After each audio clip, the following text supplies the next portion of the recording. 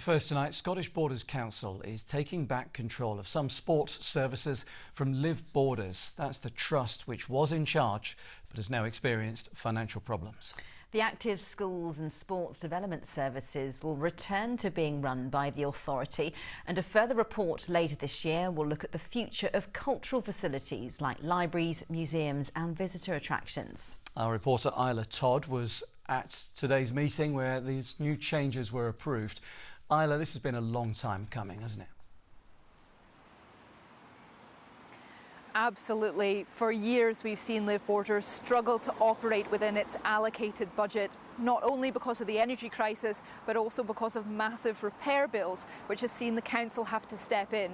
Now, Live Borders doesn't just manage swimming pools, it also is in charge of community centres, leisure centres, museums and libraries. So there's a lot under its remit. Today's decision was all looking at its management and taking back control via the board of directors. Under a single-member trust model, we will be able to appoint directors to the board and remove directors for the board. So this is fundamentally about the control that the council can exert over the trust and our relationship going forward.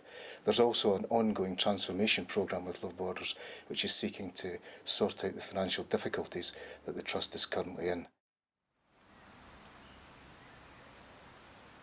The council will also take back control of the active schools programme back from Live Borders, as it operates from schools anyway and doesn't operate under Live Borders buildings. Isla, clearly this seems to be driven by funding and the importance of these resources and the provision. Will this new setup save the council money or save those services?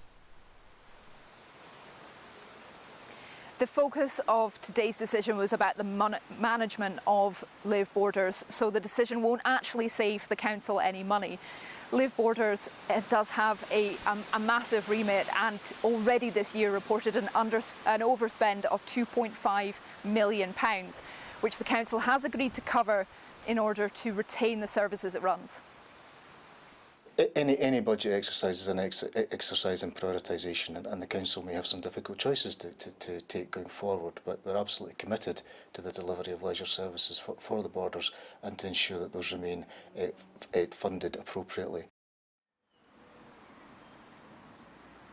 A report will be put to council later this year looking at its cultural services, the future of libraries and community centres. Today's decision was focused on the management though, and the work for the future of Live Borders to make it sustainable is only just beginning.